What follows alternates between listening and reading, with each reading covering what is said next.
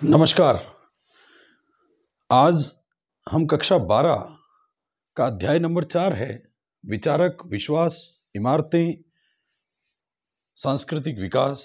600 ईसा पूर्व से लेकर 600 ईस्वी तक का, 6ठी शताब्दी ईसा पूर्व से लेकर के 6ठी शताब्दी तक का जो इतिहास, हम आज उसका पार्ट 1 पढ़ रहे हैं। आगे के वीडियो में इसके पार्ट आते जाएंगे।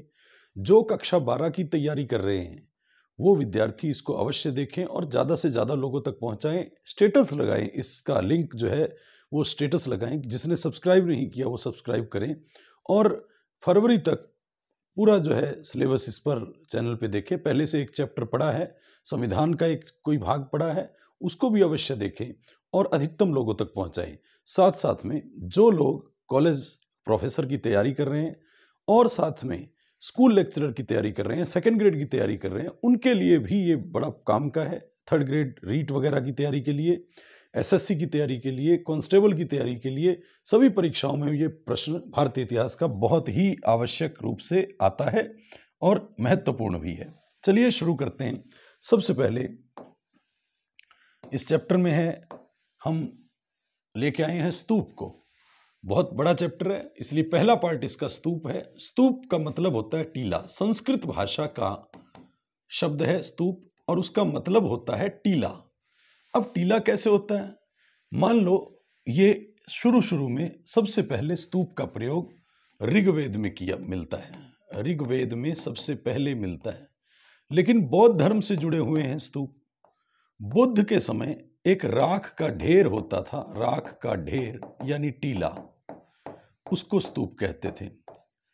माने एक राख का ढेर है, उस राख के ढेर में जो है अस्थि अवशेषों को, जो बुद्ध के अस्थि अवशेष हैं, उनको दफन किया गया था। तो पवित्र माना जाता है, इनको जो है पवित्र माना जाता है। तो इंपॉर्टेंट बात हो गई, बौद्ध धर्म के पवित्र टीले जिसमें बुद्ध के शरीर के अवशेष और उनके द्वारा उपयोग में ली गई जो वस्तुएं उनको गाड़ा जाता था। तो ऐसे टीले संस्कृत भाषा में स्तूप यानी टीला कहलाता है।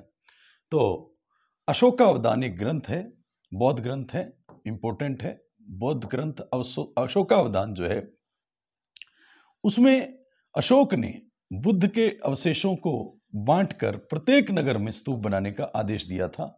इसी में भरहुत, सांची और सारनाथ का स्तूप इंपॉर्टेंट है। भरहुत का स्तूप मध्य प्रदेश में, सांची का मध्य प्रदेश में, सारनाथ का यूपी में है। सारनाथ स्तूप यूपी में है, ये दोनों एमपी में है, मध्य प्रदेश में है। इसके अलावा एक अमरावती स्तूप है।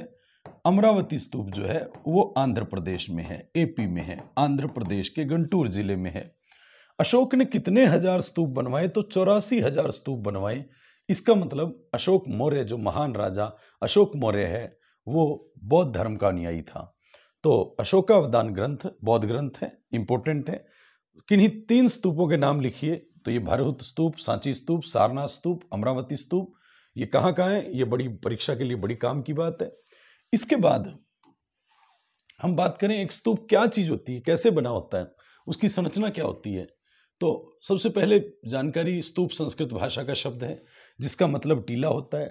टीला होता है, अशोक मौर्य ने बुद्ध की मृत्यु के बाद जो बुद्ध के अस्थि अवशेष थे उसको अलग अलग बंटवा कर प्रत्येक नगर में स्तूप बनाने का ऐलान किया था, एक आदेश दिया था। 84,000 स्तूप बनवाए थे अशोक ने। और इन स्तूपों को बनाने के लिए राजा लोग दान दिया करते थे, खास करके सातवाहन वंश के राजा। एक राजा हुए सातवाहन मौर्यों के बाद, मौर्योत्तर काल में। शिल्पी, व्यापारी, महिला, पुरुष सब लोग दान दिया करते थे। दान से जो है स्तूप बनाए जाते थे। एक स्तूप की खास बात होती है कि स्तूप में मेधी यानी चबूतरा होता है। मेधी यानी चबूतरा होता है, मेधी यानी चबूतरा होता है। उस चबूतरे पे अंड भाग होता है, ये अर्धगोलाकार उल्टा कटोरे नुमा भाग, इसको अंड बोलते हैं। उसके ऊपर एक धातु का पात्र रखा होता है, वो धातु का पात्र हर्मिका कहलाता है। इसी को देवताओं का स्थान कहा जाता है, देवताओं का स्थान कहा जाता है। बुद्ध के अस्थि अवशेष यहीं इसी में रखे जाते थे। इसके अंदर एक मस्तूल यानी यष्टि होती है, यष्टि यानी मस्तूल, खंबा, मस्तूल, खंबा।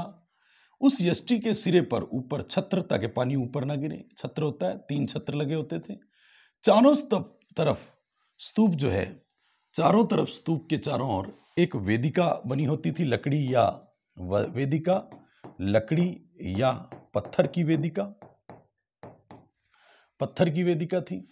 और इसमें 4 दिशाओं में 4 तोरण द्वार हुआ करते थे। ये 4 तोरण द्वार हैं और इसमें बौद्ध भिक्षुओं का प्रवेश पूर्वी तोरण द्वार से होता था और वो दक्षिणावर्त, दाएं और अपना मुख करके ऐसे परिक्रमा करते थे जैसे क्लॉकवाइज करते हैं। चारों ओर जो परिक्रमा पथ था स्तूप और वेदिका के बीच में, उसको प्रदक्षिणा पथ कहते थे और ये दक्षिणावर्त ऐसे क्लॉकवाइज यूं करते थे। बुद्ध के अस्थि अवशेष स्तूप है, इसका मतलब ये पवित्र स्थल है। बुद्ध के बारे में और हम बात करें तो बुद्ध के विषय में सांची का स्तूप, यहाँ स्तूपों में सांची का स्तूप बहुत काम का है। सांची का स्तूप कहाँ है तो छोटा प्रश्न आ सकता है। एमपी भोपाल में है, एमपी भोपाल में है। इसकी खोज 1818 में की गई थी। 1818 में खोज की। भोपाल से उत्तर पूर्व की तरफ, ये उत्तर पूर्व है, तो उत्तर पूर्व की तरफ जो है वो 20 मील की दूरी पर एक पहाड़ी की तलहटी में सांची का स्तूप, जो मुकुट जैसा दिखाई देता है, मुकुट जैसा दिखाई देता है। मेजर अलेक्जेंडर कनिंघम ने इसके बारे में खूब जानकारी हासिल की। इसके जो है स्तूपों के चित्र वगैरह या उनसे मिली चीज़ों को भी इकट्ठा किया। मेजर अलेक्जेंडर कनिंघम, जो भारतीय पुरातात्विक विभाग के प्रथम महानिदेशक भी थे,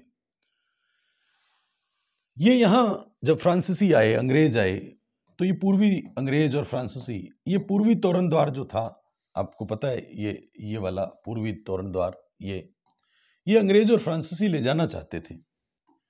ये ले जाना चाहते थे वहाँ लंदन में, अपने फ्रांस में, पेरिस में, लंदन में ले जाना चाहते थे, लेकिन बच गया, सांची का स्तूप बच गया, क्योंकि भोपाल में जो शासक थे उन्होंने संरक्षण दिया। तो इंपॉर्टेंट हो जाता है सांची का स्तूप बच काहे को गया, मतलब वो यहाँ से हिला नहीं, इधर उधर गया नहीं। क्यों? तो भोपाल के शासकों ने संरक्षण दिया, खास करके उनकी 2 बेगमों ने।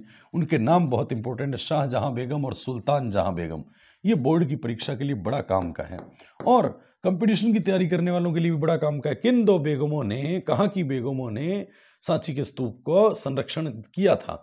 तो शाहजहां बेगम और सुल्तान जहां बेगम। पूछा जाए शाहजहां बेगम की उत्तराधिकारी कौन थी, तो सुल्तान जहां बेगम।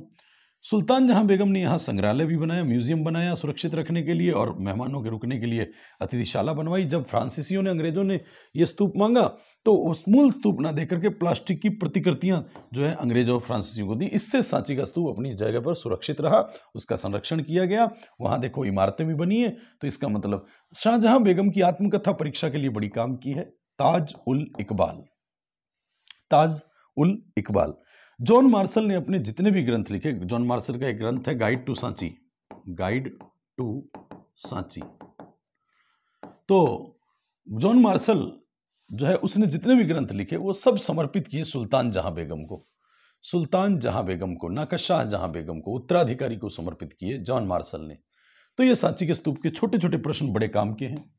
इसके बाद जो है सांची की मूर्ति कला की बात करें, ये तो स्तूप की बात थी, अब मूर्ति कला की बात करें तो सांची के स्तूप जो है उसमें जो तोरण द्वार है उसमें झोपड़ी, पेड़, ग्रामीण दृश्य दिखाए गए हैं। माना जाता है कि बौद्ध धर्म के वेशांतर जातक में, जातक कथाएं उनमें वेशांतर जातक हैं, वहां से ये दृश्य लिए गए हैं। इसका मतलब बौद्ध धर्म से के चीजों से सांची के स्तूप की मूर्तिकला जानकारी मिलती है। बुद्ध चरित्र, बुद्ध के जीवनी के बारे में लिखा है, जैसे यहाँ प्रतीकों के माध्यम से दिखाया। स्तूप जो है बुद्ध के महापरिनिर्वाण, जिसको महापरिनिब्बान बोला गया है, वो महापरिनिर्वाण ही है, यानी बुद्ध जब मृत्यु होती है तो उसका प्रतीक स्तूप है। और बुद्ध ने प्रथम उपदेश अपना सारनाथ में दिया था। प्रथम उपदेश सारनाथ यूपी में दिया था। तो प्रथम उपदेश दिया सारनाथ में बुद्ध ने। इसको धर्म चक्र परिवर्तन कहते हैं और इसका प्रतीक चक्र है। तो बुद्ध के जो अवशेष हैं चक्रों के माध्यम से वो भी सारनाथ में मिलते हैं, सांची में मिलते हैं स्तूप पे।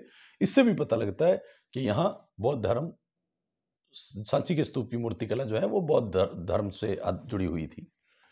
लोक परंपराएं, मतलब उस समय की लोक परंपरा। बड़ी इंपॉर्टेंट है कि तोरण द्वार जो है, सांची का तोरण द्वार है, उस पे साल भंजिका की मूर्ति। ये आरपीएससी सेकंड ग्रेड में आया था 2012 में, एसएसटी में, सेकंड ग्रेड एसएसटी में। और ऐसा प्रश्न कॉलेज लेक्चरर और स्कूल लेक्चरर के लिए बड़ा काम का है। मैं तो यहाँ स्कूल लेक्चरर भी लिखूंगा और कॉलेज प्रोफेसर भी लिखूंगा, असिस्टेंट प्रोफेसर भी लिखूंगा। तो ये जो है इन दोनों में भी बड़ा काम का है। साल भंजिका क्या है? तो एक स्त्री की मूर्ति है, जो ऐसी स्त्री पवित्र शुभ प्रतीक मानी गई है जो यदि किसी वृक्ष को छू ले तो उसमें फूल खिल आए, फल हो जाते हैं। ऐसी साल भंजिका पवित्रता की बात की गई है और ऐसी स्त्रियां जो हैं बौद्ध धर्म से जुड़ी हुई हैं। कमल दल और हाथियों के बीच एक महिला मूर्ति। कमल दल मतलब कमल की पत्तियां, और हाथियों के बीच में एक महिला मूर्ति। वो मूर्ति किस चीज की है? तो साल भंजिका की नहीं, गजलक्ष्मी की। ये भी आपको बहुत कम किताबों में पढ़ने को मिलेगा, जो एनसीईआरटी में बहुत अच्छा लिखा हुआ है, परीक्षा के लिए काम का है। क्योंकि यहाँ साल भंजिका, और जिसने पढ़ रखी वो साल भंजिका ही उत्तर करेगा। चाहे कमल दल और हाथियों के बीच एक महिला मूर्ति की बात आ जाए तो गजलक्ष्मी जल्दी से पढ़ा नहीं जाता है, तो गजलक्ष्मी की है। गज तो हाथी आ गया, और लक्ष्मी का मतलब कमल में लक्ष्मी होती है। तो स्तंभों पर भी सांप उत्कीर्ण है, जो सांची के स्तंभ है सांप उत्कीर्ण है। तो एक जेम्स फर्ग्यूसन हुआ, जेम्स फर्ग्यूसन, उसने कहा कि सांची किसका केंद्र है? वृक्ष और सर्प पूजा का। तो सांची किसकी पूजा का केंद्र है? तो वृक्षों की पूजा होती है वहां, और सर्प की पूजा होती है। तो ये सांची की मूर्ति कला के बारे में था। साल भंजिका और गजलक्ष्मी बहुत इंपॉर्टेंट है आपके लिए भी।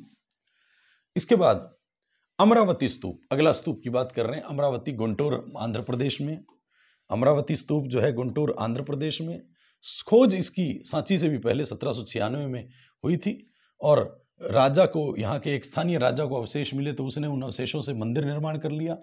कॉलिन मैकेंजी गया यहाँ, कॉलिन मैकेंजी, तो मूर्तियों का चित्रांकन कर दिया वहाँ उसने, मूर्तियाँ जो मिली। और 1854 में गंटूर के कमिश्नर भी वहाँ गए, वो मूर्तियाँ और पत्थर मद्रास ले गए और पश्चिमी तोरण द्वार खोजा। तो कुल मिला के अमरावती इस तरह से नष्ट हो गया। अमरावती नष्ट हो गया क्योंकि इधर उधर हो गई चीज़ें। और जब अमरावती खोजा गया था तो लोगों को इतनी जागरूकता नहीं थी कि ये सब चीज़ें जो हैं पुरातात्विक चीज़ें संभाल के रखनी चाहिए, इसीलिए अमरावती नष्ट हो गया और सांची जो है वो पड़ा रहा, क्योंकि भोपाल के राजाओं ने संरक्षण दे दिया। भरूच के स्तूप की बात करें, अगला स्तूप है भरूच का स्तूप। वो सतना एमपी में है। अशोक और पुष्यमित्र शुंग के समय का बना हुआ। अलेक्जेंडर कनिंघम ने 1873 में खोजा। इसका मतलब सबसे पहले अमरावती खोजा गया, फिर सांची खोजा गया 1818 में, और फिर भरूच का स्तूप खोजा गया। इतना ही इंपॉर्टेंट है, भरूच स्तूप जो है अशोक मौर्य के समय का, ये अलेक्जेंडर कनिंघम ने खोजा है सतना मध्य प्रदेश से। तो ये आपने पढ़ा, ये इतना रोचक पॉइंट था। इसमें सांची जो है पूरा हो जाता है, स्तूप पूरे हो जाते हैं। स्तूप क्यों बनवाए गए थे, स्तूपों के बारे में क्या चीज़ है, स्तूपों की संरचना कैसी है, तो उनको अच्छे से कीजिएगा। और इसके पार्ट को अलग अलग आते रहेंगे, देखते रहिएगा। प्ले लिस्ट में जा कर के आपको लगातार सारे पार्ट जो हैं वो एक साथ मिल जाएंगे। और भी जो लोग तैयारी कर रहे हैं वो बहुत अच्छे से कीजिए। कॉलेज प्रोफेसर और जो है स्कूल व्याख्याता में भी ये पेपर में बहुत ही इम्पोर्टेंट है एनसीईआरटी का सिलेबस। तो मिलते हैं अगले वीडियो में। धन्यवाद।